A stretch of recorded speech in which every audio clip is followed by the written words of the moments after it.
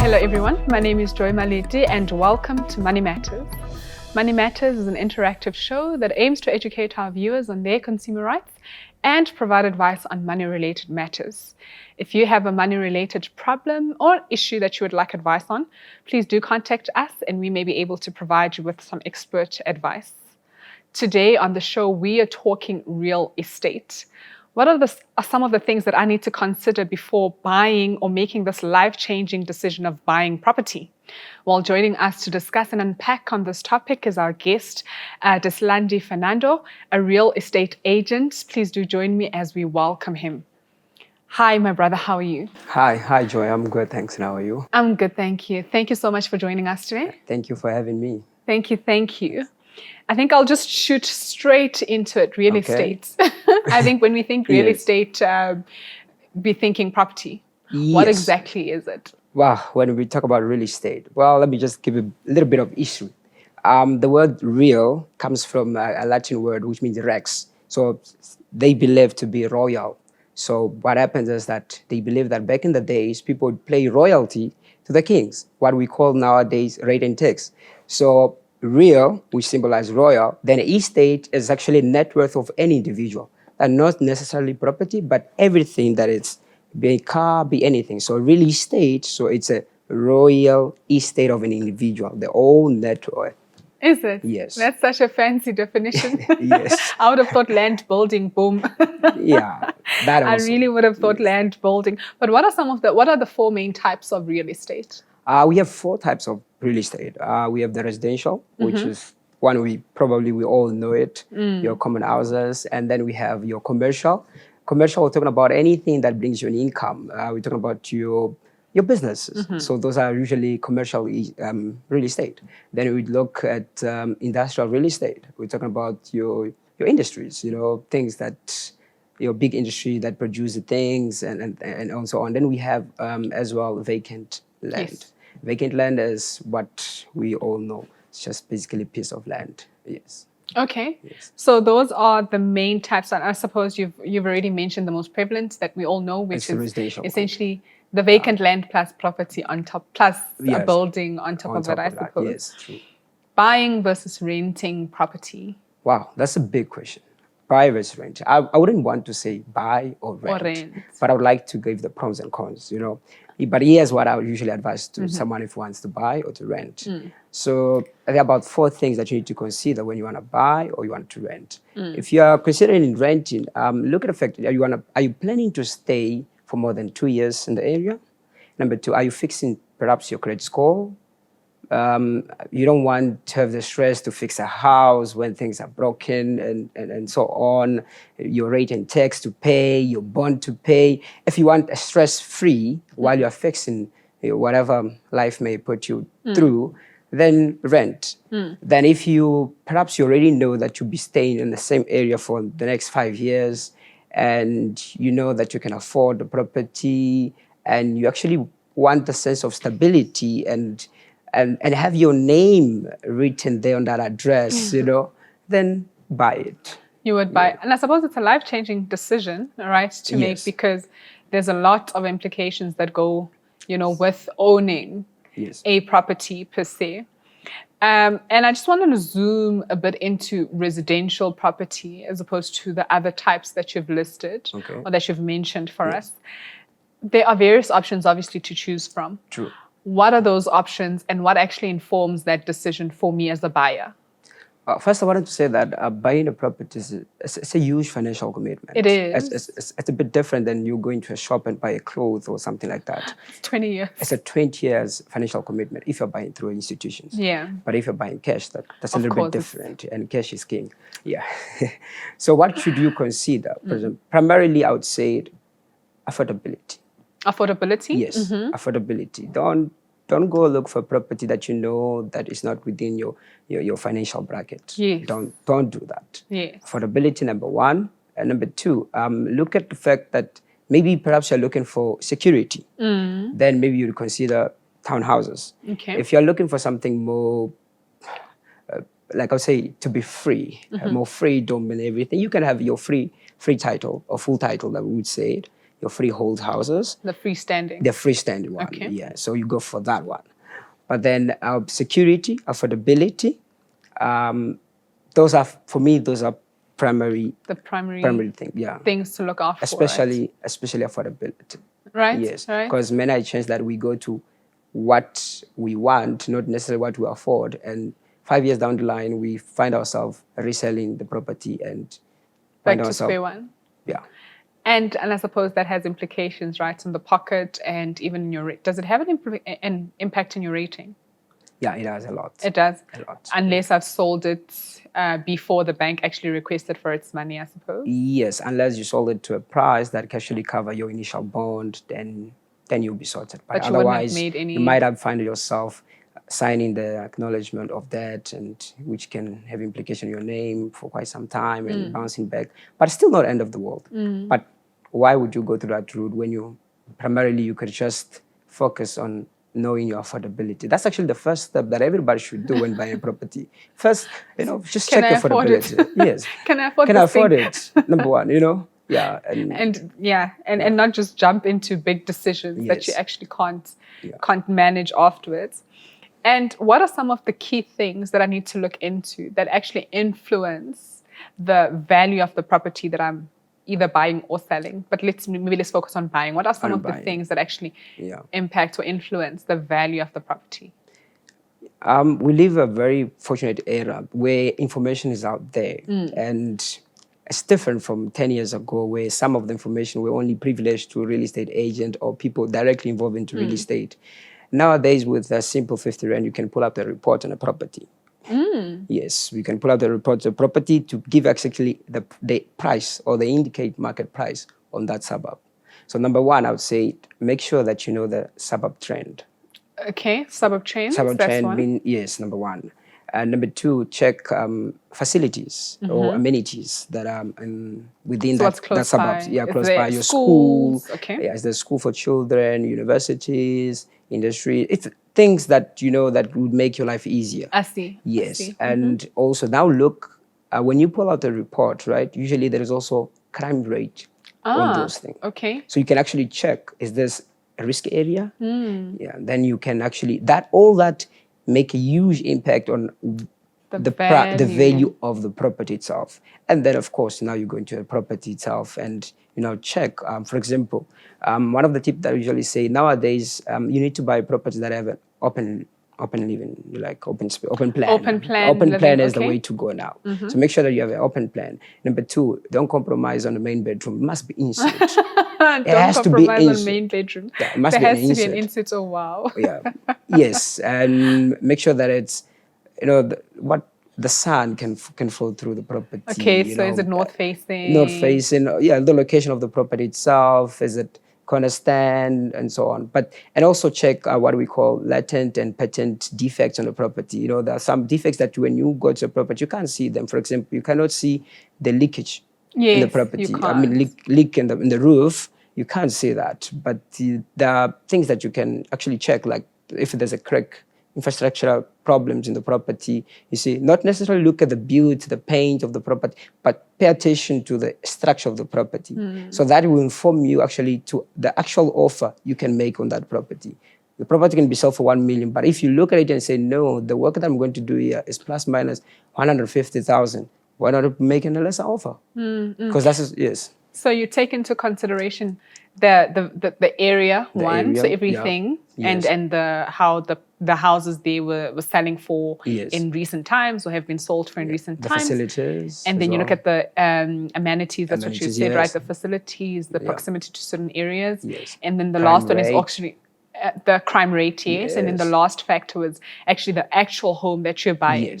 And is the structure defected or whatever the case may be. And also, you have to consider your needs as a family. For example, if a family of 4, you might just need a 5-bedroom. Yes. Because I want you to hold that thought so that we come back to it all right. just after this. Sorry, guys, we have to go for a quick break.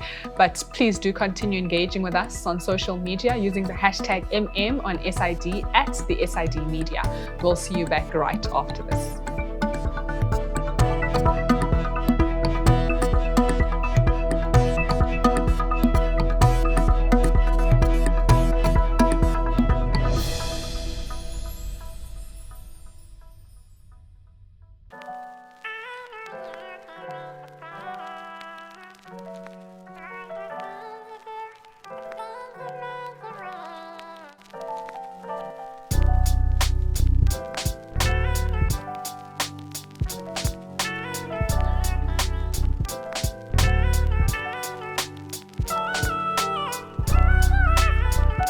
All of these and more on SID Media TV.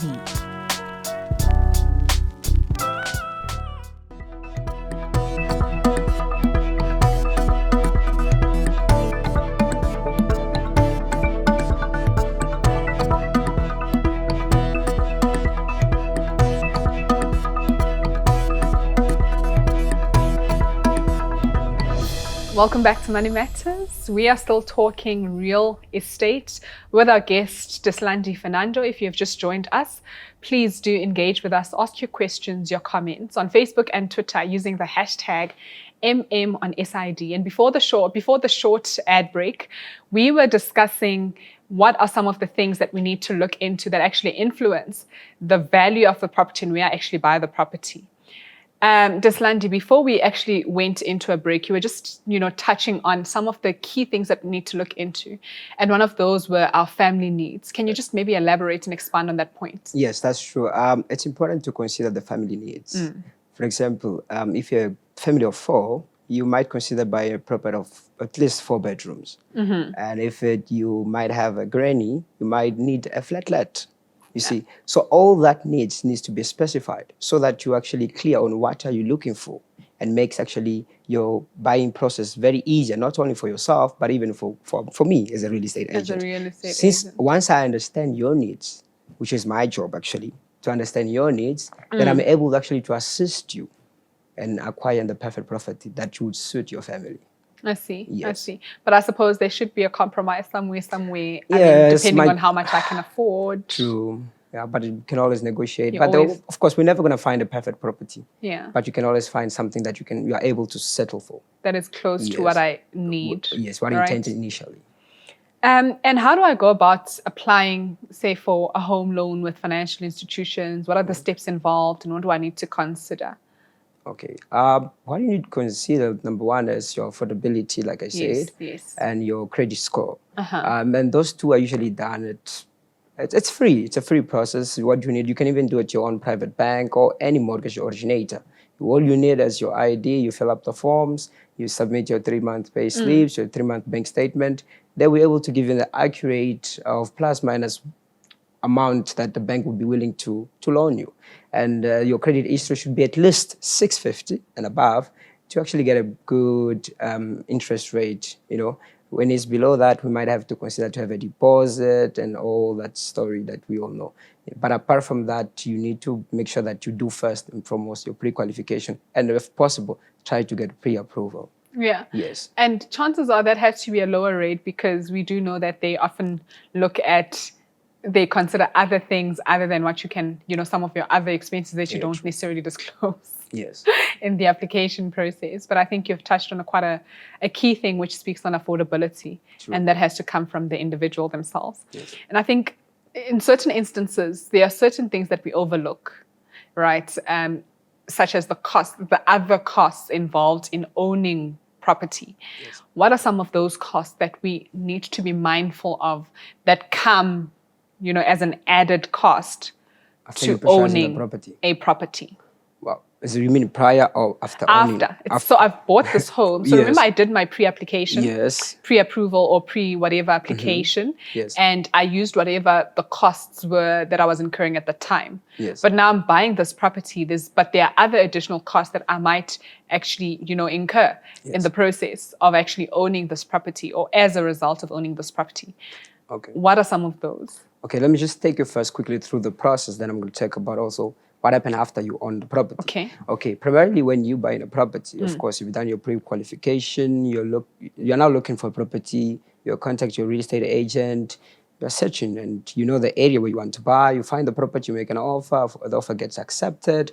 After get accepted, go to the institutions. The bank's approved, and we start with the process of registration. There are some costs that most of the purchasers they don't look at. Number one is the transferring costs. Most of the time, people don't save for that, and they find themselves not having the money actually to pay for the lawyers.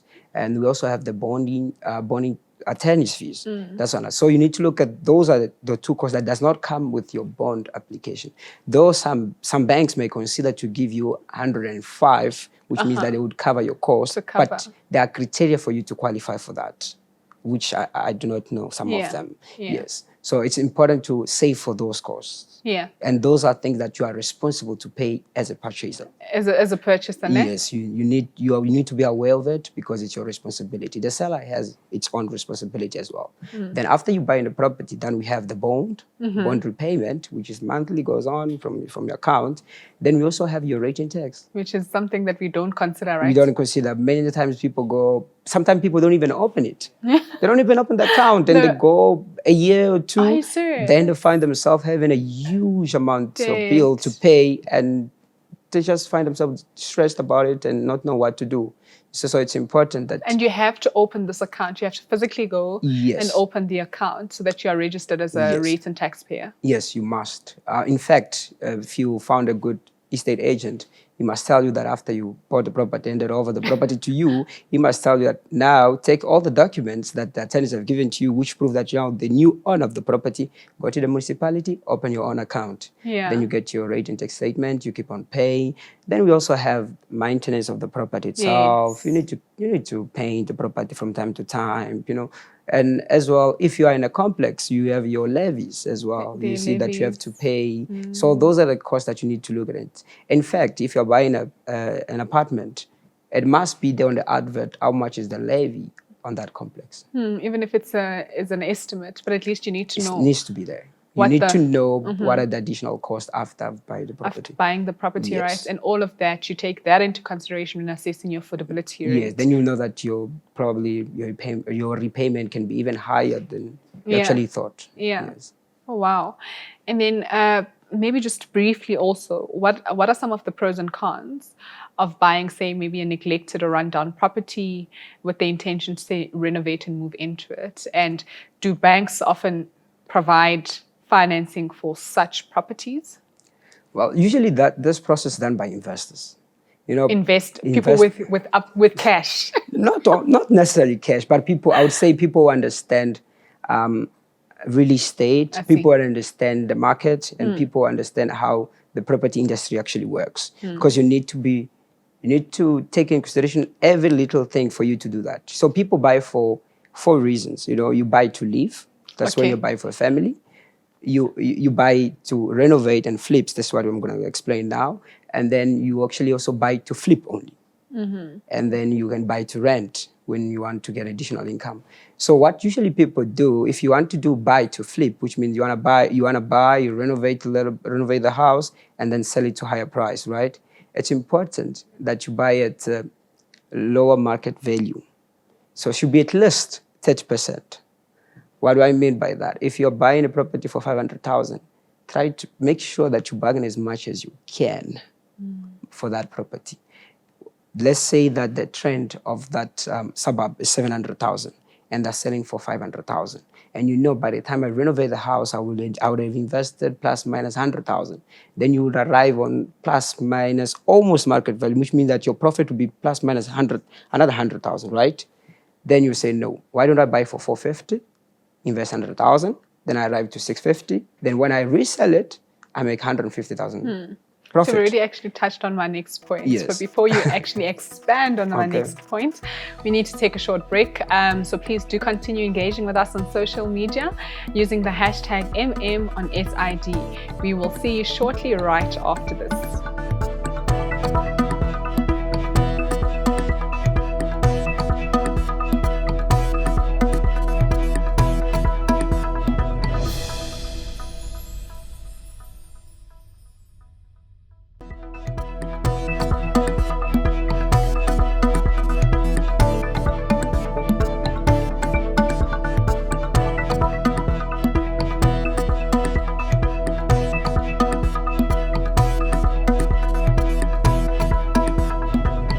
Welcome back, and this is still Money Matters. We are still talking real estate, and we are still talking to our guest, Deslandi Fernando, on real estate, the pros and cons of buying neglected properties, property flipping, and the like. You were still touching on the points of property flipping, right? Is there a standard formula that I can use to make a profitable flip? And maybe just explain what property flipping is. Okay, property flip is basically buying undervalued property with the intention to renovate and make profit and sell it. Yeah. That's Okay. buy to flip. But there's another strategy that other investors they use, which we call it BRRRR. It's BRRR. So which stands for buy, renovate, rent, refinance, repeat. Okay. Yes. So what do they do? It's the same as buy to flip. Yeah. But basically what you do, you buy a property and at undervalued property, but with the potential value of higher potential value. Let's, for example, what I mean is to say you're buying a property for 500,000 rent, right? On a suburb that a potential suburb trend could be 1 million. Mm-hmm. So which means you find a property that has been neglected and it's a bargain buy. You know, you buy it, you fix it. After fixing it, you put a tenant to create a cash flow. And there's a trick when it comes to fixing, actually. Some people think that it's just fixing everything that adds value to a property. No, it's not everything that you fix that adds value to property. There are a few basic things. The roof. Okay. The roof adds value in the property. Uh-huh. Oh, okay. Yes. Your kitchen. The roof, the kitchen. The bathrooms. The bathroom. Yes. I'm taking notes. Your main bedroom must be an insert, for example. Okay. So those are the few things that actually add value to a property. I see. Yes. And then, of course, the location, you can't do nothing about it. It's there and you can't change The it. house is there. Yes. But you need to look at those things. So don't renovate just for the sake of renovating. Renovate what you know that when the valuator would come out, you would actually look at those things and say, those are the things that actually add value to the property. And then when he looks at it and assess it and says like, okay, now this property that was 500,000 is now worth, for example, 900,000. What it makes it go up? First, the property itself. Second is because of the location of the property. Location is everything when it comes to real estate. Prime. It's a prime. Prime. Yes. You can't compromise on location. Yeah. Yes. So it's important to that. So once you've done that, some people, they refinance, they get a cash, and they go buy another property. And that's how actually most of the people have built their rental portfolio. By buying one property, neglected property, renovated it, refinance, move on to another one. I see. I see. Or- And yes. the refinancing cost, that can also be, so the refinancing can also, sorry, the renovating Yes. costs can be financed by a financial institution, or does that have to come from my own pocket? Usually, people, you have to save up for that. You have to save up for it, that, no? so that it's your initial investment. It's okay, I see. Yes. I see. So you can't expect to You go can lend. still now all your of it. affordability will come into play. Because if you exhausted your affordability, the institution cannot give you any more. But if you're not, you can still go get some and invest in the property, rented it, create a cash flow to recover your investment a little bit, then you resell it. And you resell yeah. it. Or refinance and buy something else. So there are two options there. And I mean, I suppose we also live in an era where, people travel, Yes. they leave their homes for like maybe a considerable 2 weeks at a time Yes. while they're away. Can I use my primary resident to actually generate short-term rental income, as an example? Well, you can look at the various options, You may just consider renting out, for example, the back rooms to give you a little bit of income from time to time when you're not... If you have one. That's what I say in the beginning. Buy something with let. We live in a difficult time, so you need to always think in 2 times ahead of... So it's not about buying a property only. So buy property that can easily turn into an asset to you. And an asset, in sense, bring you some income to actually allow you to pay your bond and maintain the maintenance of the property itself. So you can actually consult with another institution that you can actually list your property and provide you a little bit of income. Yes, there's nothing wrong with that as long as your papers and everything is correct. So can I use it as a B&B, say if I'm away for those 2 weeks? Yeah, you can, as long as you're registered and properly regulated. Because and I suppose location as well, right? Yeah, location will be a primary interest of any client to... Determinant, Yeah. If you're looking at the property, let's say your property is just in suburb. Well, what would make one, for example, to rent for 2 weeks? Just one to come. But if you're looking at maybe it's an industrial area where there are professionals coming, in and out, or looking at by the coast. So those are some of the things that would attract someone to actually come and rent your rent property it for short term. Yes. Well, thank you so much for all those insights. But before I let you go, okay, any parting shots for our viewers at home when it comes to owning a property, buying a property, or even thinking about buying a property? I would say take as much time as you can on researching. Okay, research, understanding the whole process, and secondly, I would say find someone that you trust. So it's not about just pick up in any agent and go. Try to check the credential of that agent so that actually you can trust the advice that the person would give. And never rush into decisions. Don't rush. Don't rush to making a decision. Be happy what you have chosen, and yeah. Yes. Thank you so much for joining us me. today and for sharing all those insights and thoughts. And I think our viewers at home have learned so much from you and from this discussion and conversation. I think they're well informed now going into making that big decision of whether do I buy, do I rent, can I even afford this property? So thank you so much for joining us today. Thank you so much for having me. Well, there you have it. We have actually come to the close of our conversation and discussion today. But please do continue engaging with us. Share your comments, your views, your questions. You know, are you a property owner? Are you looking into investing in property? Do you have a primary property resident that you're looking into buying? Are you currently renting? Share those thoughts. We are so keen in hearing and finding out from you at home what your views and what your thoughts are on real estate. Well, see you next week, same time, same place, right here on Money Matters. And from me, Joy Malete, and the rest of the Money Matters team, it is goodbye and God bless.